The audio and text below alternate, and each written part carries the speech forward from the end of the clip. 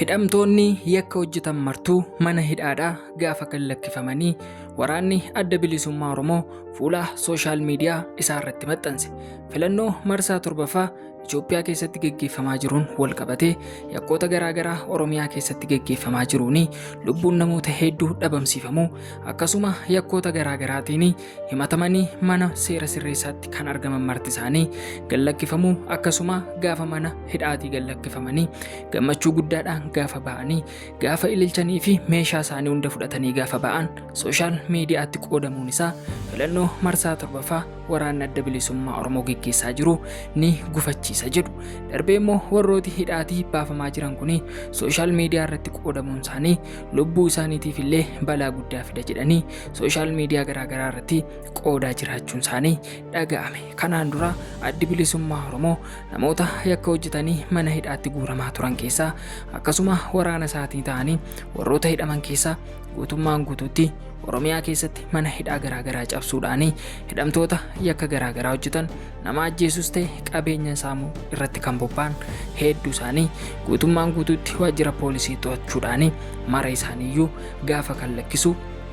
viidiyoon haaraa argame. Viidiyoo kanarraa akka argaa jirtanitti waraanni adda bilisummaa Oromoo mooraa badhaadhinaa galuudhaan gaafa hidhamtoota siyaasaa akkasuma uummata hidhamanii jiran gallakkisu kan agarsiisu yoo ta'u mooraa sana keessattis makiinota argaman qabeenya mootummaan kun qabu mara gaafa guban viidiyoon kan argamu yoo ta'u makiinaan asirraa argaa jirtanii makiinaa waajjira poolisii aanaa sanaa yoo ta'u guutummaan guutuutti barbadaa'u akkasuma mootora isaa keessatti akkuma argaa jirtanitti abidda qabsiisuudhaan miidhaa garaagaraa gaggeessaa jiru jechuudhaan paartiin badhaadhinaa fuula feesbuuk isaanii irratti gaafa maxxansan ni argina. Kan asitti argamaa jiru waajjira poolisii aanaa maqaa akka hin dhaamne barbaadamu keessatti makiinaawwan garaagaraa baasii mootummaatiin bitame hedduu isaanii keessatti abidda qabsiisuudhaan gubaa jiraachuun dhaga'ame. Akkasuma duula na filadhaa egeree guyyaa lammaffaa Oromiyaa jechuudhaan duula waraanni adda bilisummaa Oromoo magaalaa Oromiyaa garaagaraa irratti baneen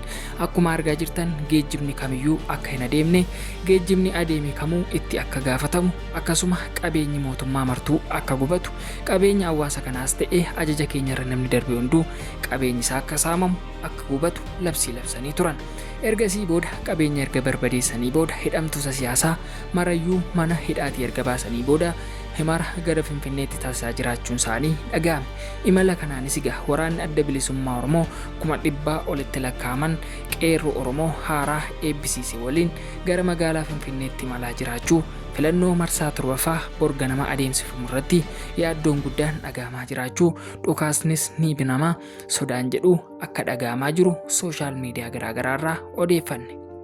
Kana malees waraanni adda bilisummaa Oromoo baadiyyaa Oromiyaa garaagaraa keessatti barattoota mana barumsaa haayiskuulii akkasuma elementarii walitti qabuudhaan gorsa garaagaraa laachaa jiraachuu fi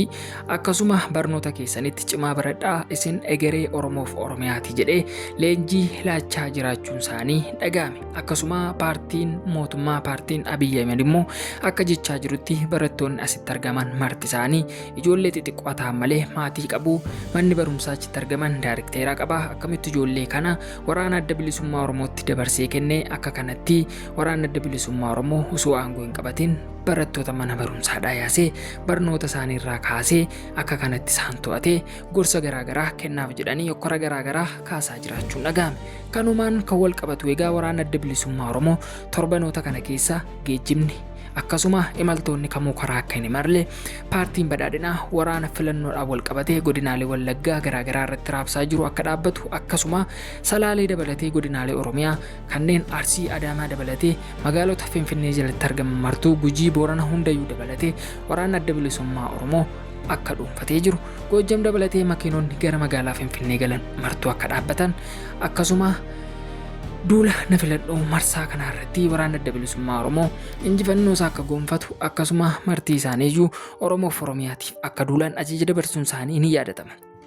kanumaan wal qabatee egaa waraanni adda bilisummaa Oromoo yeroo ammaa kana leenjii humna addaa waraana adda bilisummaa Oromoo jechuudhaan filannoo marsaa torbaffaa irratti leenjii addaa geggeessee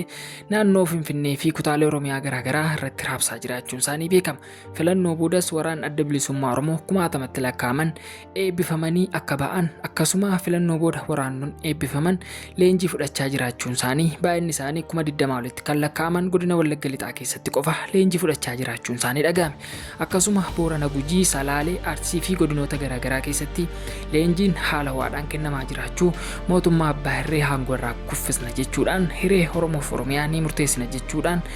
yaadi garaagaraa kennamaa jiraachuudha kan odeeffannee kanumaan kan wal qabatu egaa waraanni adda bilisummaa Oromoo yeroo ammaa kanatti injifannoo boonsaa galmeessaa akka jiru akkasuma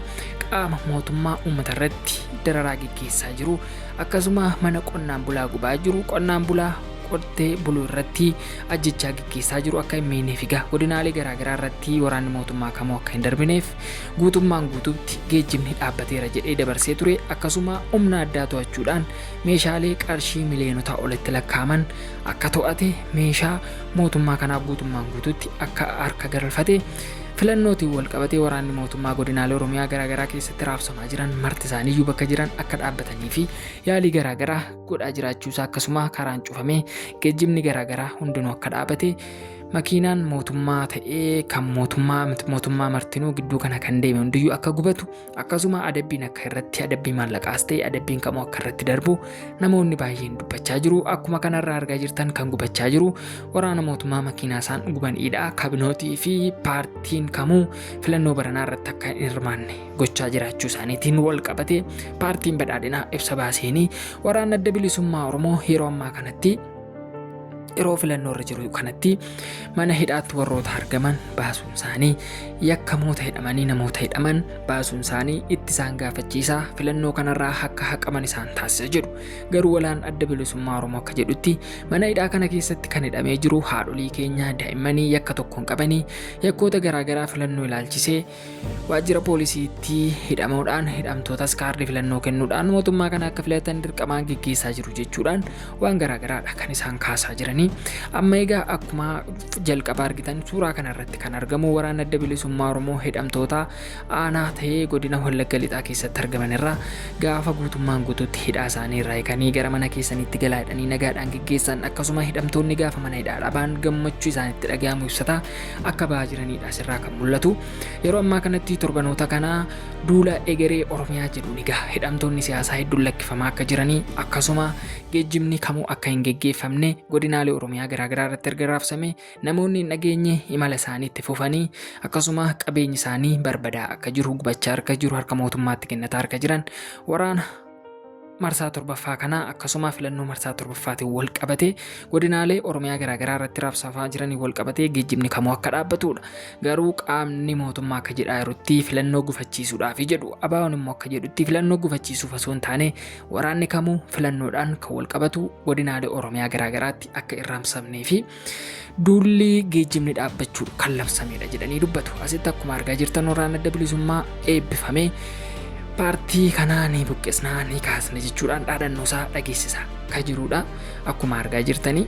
kan oduu isinitti himaa jiru Adaamaa Deel guyyaa irraa kanumaa yoo xumurru torbanoota yookiin guyyoota itti aananii haala filannootiin kan wal qabatu oduulee tokko oduu wayitawaa qabannee haga isiniif dhumnutti waan qophii keenya haga xumuraatti hordoftaniif waan nu dhaggeeffattaniif guddaa galatoomaa isiniin jenna. Guyyaan filannoo gaa dhumee raawwatee saayitiiwwan muraasa kan lakkaawwamaa jiranii eenyutu mo'ata jedhu borka walii ilaallutaa oraa bulaa deebana.